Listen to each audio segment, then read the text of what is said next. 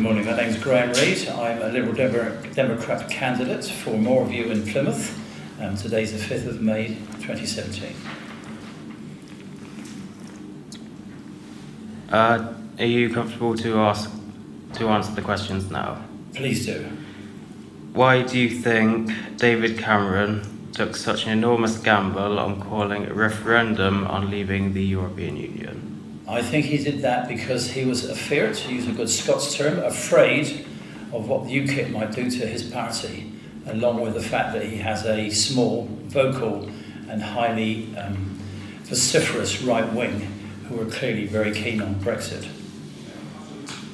The West Country will lose EU development funding after Brexit. How do you think this will affect Plymouth as a city? I think the way that people voted for, shall we say, rather spurious reasons, being taken in by a bus with a lie printed on its side, will have profound effects. For the West Country in its total, I think it will be bad, because the money that we would expect through European grants that has done so much to help infrastructure and education in the southwest, particularly Devon and Cornwall, a lot of that will disappear. If a government in the future is determined to balance the books, they have to save money, and that means the southwest, with almost currently total Tory domination, means that they can get away with it. And that effect on Plymouth will be profound because it's the largest economic driver in the area. All the hinterland, the communications and the main processes are all dominated by Plymouth and its citizens, and that's inevitable for a city of its size. How it will be affected on the military side is obviously difficult. A future government may well decide to cut back more on military spending. It may well increase it, which of course would be good for those people who work in the defence industry. Outside of that, I think cuts that will occur will affect the general public in a non-military sense. And those are the areas that do concern me most, because we have an ageing population, we have a large rise in the birth rate in the last 10, 15 years, and all these cost society a lot of money. They need to be funded properly, and we need to have proper infrastructure and proper thinking to make sure that those issues are dealt with properly. Care in the community has now become a big issue. The NHS is under enormous pressure, and the people who work in that area now are, in my view, being taken advantage of because of the workload they have to suffer and the amount of stress. None of that is good for the populace, and it's not good for the people that we employ through our taxes.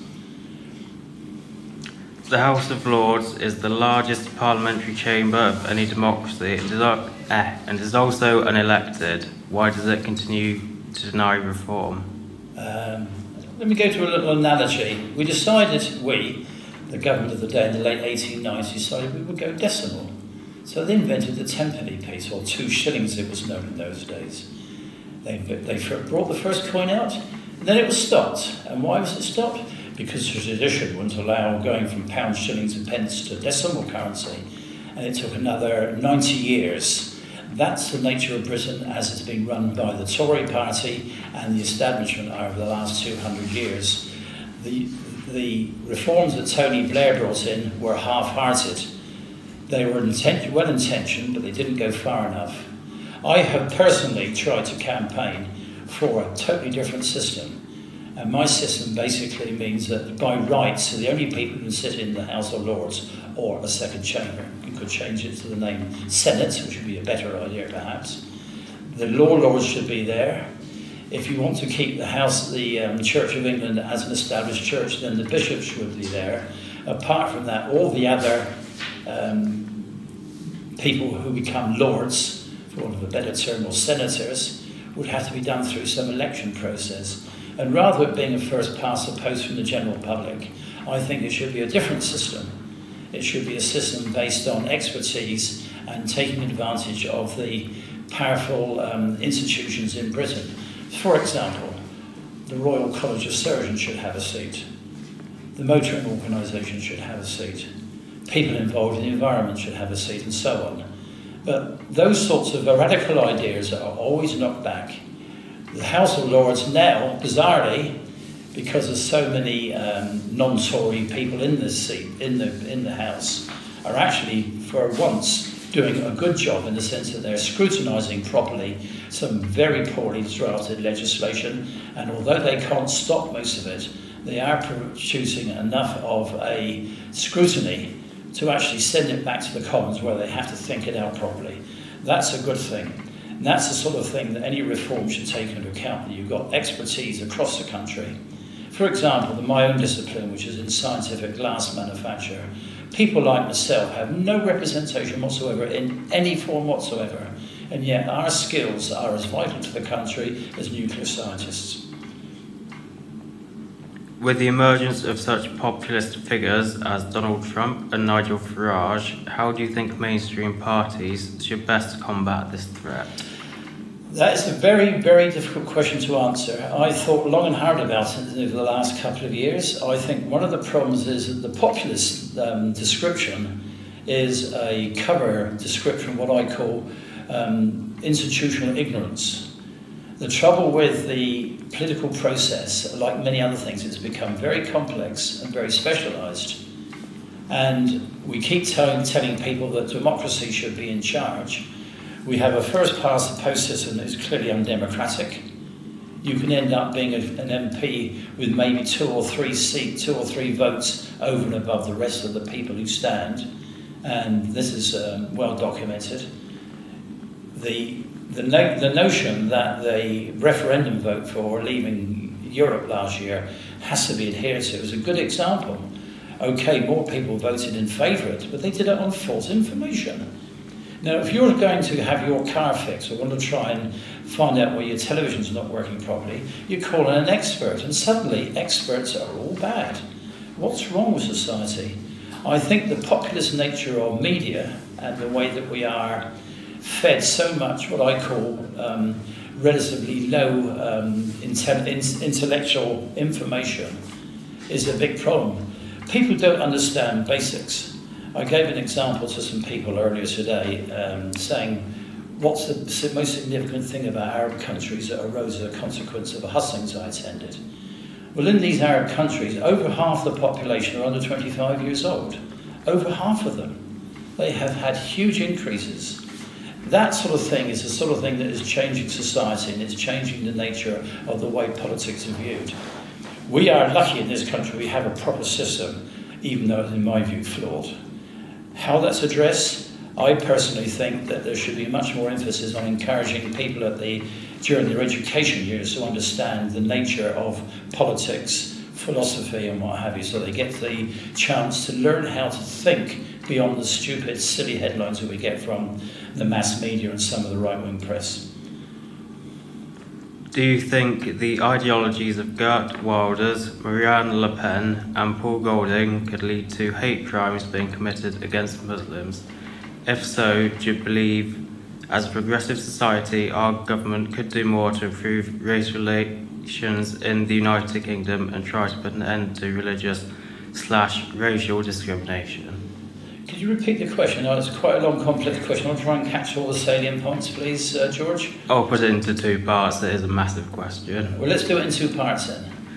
Do you think the ideologies of Geert Wilders, Marine Le Pen and Paul Golding could lead to hate crimes being committed against the Muslim population? I would suspect that's already occurring in isolated incidents. How widespread, I don't know. For a person who believes in facts, it's one area where I have little information, I'm afraid. It is the nature of humanity that people who are ignorant, the mob effect that leads to things like lynchings and what have you, is always present in human society. We know from our recent history how people can behave so badly and can be led into doing things which are totally abhorrent. The second part of the question? If so, do you believe as a progressive society our government could do more to improve relations between the Muslim community and that of other cultures? Yes, it could, but I also think we shouldn't rely on just the government having solutions. To many things, this is where the Liberal Democrats, I believe, have a strong card to play. We are a community-based political party. We believe that politics should be from the bottom up. We believe that discussion and consensus at the lowest level, i.e. the local party meeting, is absolutely fundamental. And it's absolutely essential that people like ourselves with our strong egalitarian belief should actually extend more help and more open hands into encouraging people to come along and hear what we think. Now, that is only part of the way it should be addressed. To try and rely on the government to do it, I think, is absolutely a waste of time. I think it's important that we encourage local communities who are already doing good work to get more publicity and more praise. We need a society and we need a functioning press and media that is much more attuned to talking about success and benefits rather than always looking for the sensational negative story. Do you believe that ITV and the BBC could do more to remain neutral when covering certain topics in news reports and other such things? That's a lovely question because it's so subjective, isn't it? Could do more. Of course, we can all do more. My elder brother now thinks the BBC is totally racist. Well, he lives in Brazil, so what does he know?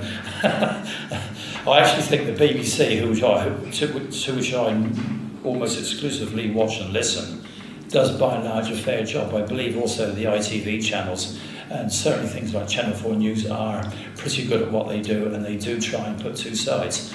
But all of them, BBC, ITV and etc., are all unfortunately very inclined to go for the sensationalist story to the exclusion of the mainstream. It's just the nature of people. We all like a bit of excitement in our lives. I think that should be confined to things like Line of Duty, where it's good quality fiction, well acted. And in reality, we need to have a much more open and sensible approach to things. Okay, that's the end of the questions, but I'm just going to add one more. Okay. Do you think Marine Le Pen will win the French election? I do not. And I hope she doesn't. She represents a media and what's the right term for it when you try and make something look better than it really is. They try to dress up a nasty philosophy into a nice, cuddly, acceptable product. That's like feeding your children glass inside a nice piece of wrapping. Sorry, doesn't work. She doesn't work. She's bad for France, she's bad for Europe, she's bad for all of us because she represents what I call a nasty negative view of society. Just one last thing. On Europe, I was born in 1947. I've had the great good fortune to live all these years in a society where we've never had to worry about fighting our nearest neighbours. And whenever I go to Europe, I always think, what a wonderful place to live. And when I come back to Britain, I think, what a wonderful country we live in. We should be glad and grateful for it. We should spend less time in knocking it down for the sake of a little bit of silly ideology. Thank you very much. One last thing, do you have any closing statements before the interview ends? No, I don't. Thank you, George, for making the effort to help make this programme. I hope it's of some value to the people who watch it. That's okay, and thank you for your time. Thank you very much, George.